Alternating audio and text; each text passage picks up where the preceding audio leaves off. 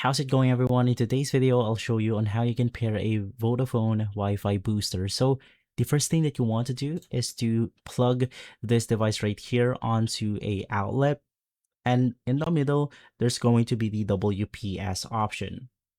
So just make sure that it is already connected to your Wi-Fi. And I believe you could go ahead and do that inside the application right here.